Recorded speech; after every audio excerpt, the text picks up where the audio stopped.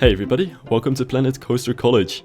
In this video I'm going to talk about brakes. I had quite a few requests about different kinds of brakes and I figured why not just put them into one big video. It'll be a little bit unlike my usual video since I won't be really building much, just generally showing off how different kinds of brakes work, and that'll be the very basic approach to this video.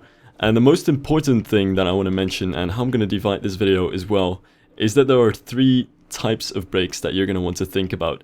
There are the block brakes, there are the trim brakes, and the other category which I would put together as the regular kinds of brakes, which are the sort of brakes that just slow down the coaster but don't really do anything outside of that and don't really have any special function outside of that. And these three kinds of brakes, even though they might seem just about the same in the game, actually aren't interchangeable, and they have very specific functions that are not only in a realistic sense something that you're going to want to keep in mind if you want to make realistic coasters, but also in the sense of Planet Coaster itself and getting good stats on your coasters. They can actually make a difference as well, and you want to make the choice of using the right brakes at the right time.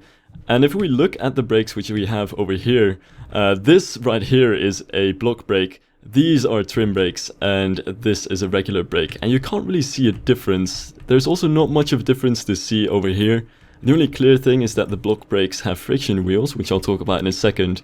So why are there different functions for these kinds of brakes? Well, in a nutshell, block brakes are supposed to be used to divide the coaster track into different kinds of blocks, which is something that's quite complicated but can actually be boiled down to a very simple concept, which I'll talk about in a minute. But it basically means that block brakes can stop the coaster and release the coaster car later on to make sure that coasters don't come too close to each other and don't start colliding. Trim brakes, on the other hand, are placed in the middle of the track to just randomly slow down the coaster at any given point.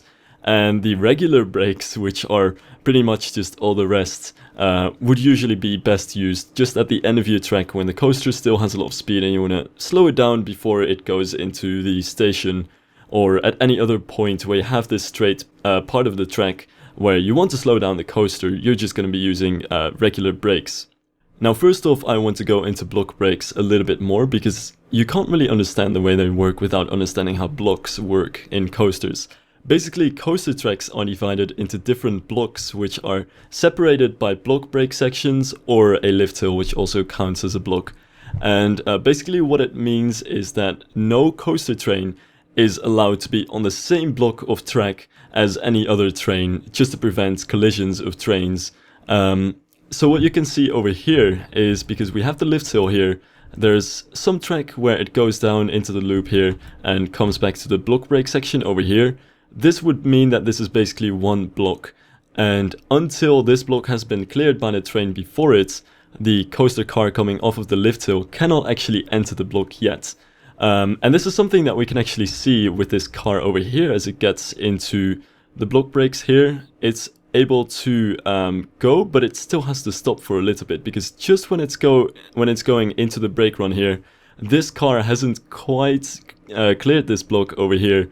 It's just entering the block brakes, and it really has to be cleared before this car can enter this same kind of block. And usually you want to make sure that cars don't actually have to wait on the block sections.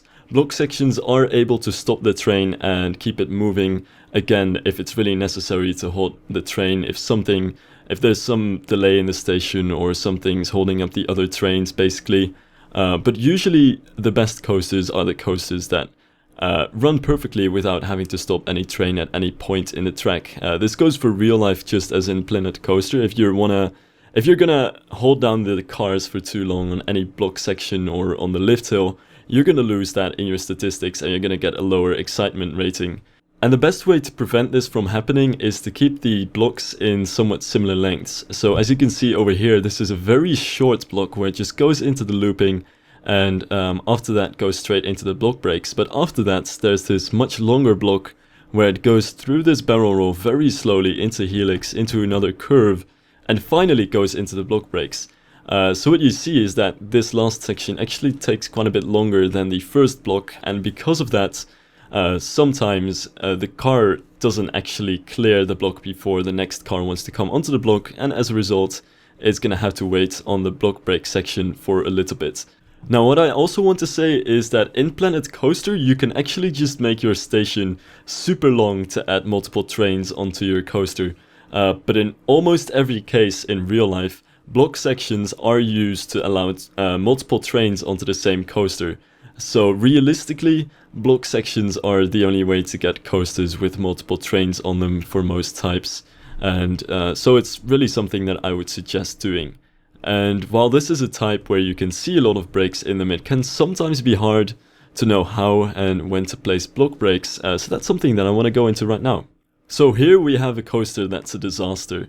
Not necessarily because I made it, but because it only has block sections at the very end of the track. This right here is the block break section. We also have the lift hill, which means that we do have enough blocks on the coaster to actually allow 2 trains. As a standard rule of thumb, you're going to need 1 more block section than the amount of trains that you have. So 3 blocks means that you're allowed to have 2 trains on the coaster. 4 blocks means 3 trains on the coaster, etc. Now the problem here is that the entire coaster layout is one big block because it only gets into the first block section at the very end of the track here. Which means that this train, and this is something that you've probably had before if you've just gone into working with block sections, this train is going to wait for this entire ride before it can actually come down. So it's going to wait for almost a minute at the top of the lift hill, and that is something that you can actually quite easily prevent, and with which you can not only make the coaster more realistic, more fun, and just generally better, but also a way in which you can make the stats of the coaster better. So here we have an example of how it should be done. Right here we have what's called a mid-course brake run, and this is something which is very often used to slow down the speed of the coaster in the middle of the course. Generally, that's what the name stands for. But it's also most of the times a block section which allows you to split up the coaster track into multiple blocks. So what we have over here is the second train coming up, and it's going to want to enter this block, but since the block is actually quite small, it only runs from the lift hill until the mid-course brake run over here. The first train actually clears the first block before this thing enters the top of the lift hill, which means that it's not going to have to wait for any second. It can just roll straight out of the lift hill, and that is basically what we're looking for here. Now the next thing that I want to talk about a little bit more in depth are the trim brakes. Now these brakes are pretty special because they can go into any direction. So if you take the regular block brakes, you can only go up and down with them. You have to have a track which is straight, not only as in the curves, but also when it comes to the banking. The same goes to the friction brakes, which are more or less the regular brakes. In some coasters these will be magnetic brakes, but this is why I would put anything that's not either trim or block brakes in the same category, because they basically do the same thing. But when it comes to the trim brakes, you can actually go into any direction that you want. You can actually do weird curving inversions, and anything that you really like to do that you can do with the coaster, you can pretty much do with trim brakes. So the question is, why not just use trim brakes everywhere instead of the regular brakes? Well, from a realistic standpoint, that's because trim brakes are only meant to trim the speed of the coaster and not to really slow it down to the exact speed where it can roll into the station or a brake run. And also, trim brakes don't have the functionality of a block section, since you obviously can't have the coaster hanging on the top of this hill whenever the coaster behind it or in front of it hasn't finished its block, and then just have the coaster go on. So trim brakes can really only be used to slow down the speed of the coaster a little bit, which is also why they are able to twist and turn into any direction that the track is able to go into, because that's pretty much their function. They're placed on the middle of the track. You don't even need a straight piece of track. They can just be placed inside a curve, inside a hill, or whatever place you need to trim the speed of the coaster a little bit with. They are usually placed in real life for maintenance reasons or for money reasons. Sometimes they are put into the design of the coaster, and this is definitely something that you can do as well. For instance, if somehow the second part of your layout, the coaster goes through it too fast, the forces are too high on it, there's too much fear and nausea ratings, you can actually slow it down without having to go back into the track and add a straight brake run, because you can just add some trim brakes somewhere to slow down the coaster a little bit, which is also the way that it's done in real life very often. But what these things are actually most infamous for, especially among coaster enthusiasts, is being added after the coaster is already built, because whenever coasters go faster than expected or just fast in general, it wears the track down quicker. So these things are sometimes put onto coasters to make sure that the coaster is a bit slower and is actually cheaper to maintain and doesn't run into as many issues. It can also definitely be for safety issues, but they're generally very unpopular with coaster enthusiasts because they tend to take a lot of the fun out of coasters, simply because they take out a lot of the speed of the coasters. So yeah, I wouldn't say that these things are the most fun thing to add, only really add them when they're necessary, or when they're really a realistic addition to a coaster. For instance, some coaster types like B&M Hyper coasters, which is the type that this one is, are actually pretty infamous for very often using a lot of trim brakes. Now for one of these in action, I am turning to the same coaster that I had built earlier on, and I put a small trim brake over here because it felt like the second part of the layout was just too fast and it was going over these hills at a little bit too much of a speed. You can also tell that this has been my error in making this layout because it suddenly becomes a lot lower after the drop after the mid-course brake run over here. So this seemed like a pretty good little spot to add some trim brakes to make sure that it hops over these final hills at a bit more of a manageable speed. Now, if we compare the coasters based on the block brakes and the trim brakes, we can actually see that the one that's completely broken and has to stop at the top of the lift hill has the worst excitement rating by far. This version has the mid-course brake run and the trim brakes at the end and has a much higher excitement rating at 6.4. I also made a clone of the coaster with the mid-course brake run and the trim brakes and removed the trim brakes, which actually made the excitement rating higher but also made the fear higher. So here you can see that it does add more excitement to the coaster to actually have no trim brakes.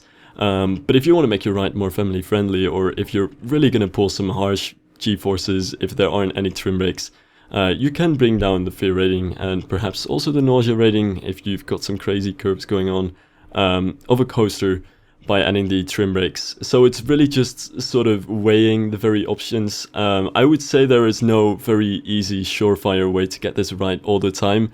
It does take a bit of experimentation, like adding the trim brakes or adding the block section. Does it make the coaster better or not? It really just depends on the context, but generally this is how you use both types and how you can use them to actually get some better coasters, more realistic coasters, and perhaps if you're looking for that, some better ratings on your coasters in the game as well. The biggest mistake here is not making sure that the coaster doesn't stall at any point in the ride, because that'll cost you many of the stats. Even if the rest of the ride is completely the same, having those moments where it does completely nothing is just going to ruin your stats.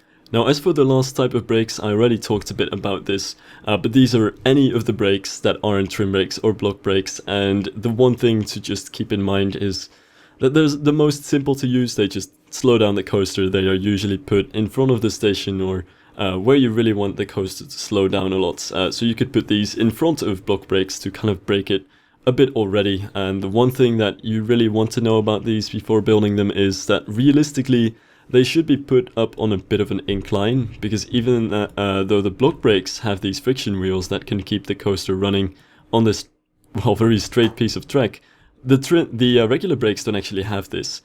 So they need to be able to release the brakes and still have the coaster go forward at least a little bit by itself. Anyway, that's it for this video. It's been a little bit unorchestrated and a bit longer than I figured beforehand as well, but I hope it's useful in some way. And if you have any questions or feedback still, don't be afraid to leave it in the comments, and I'll see you in the next video.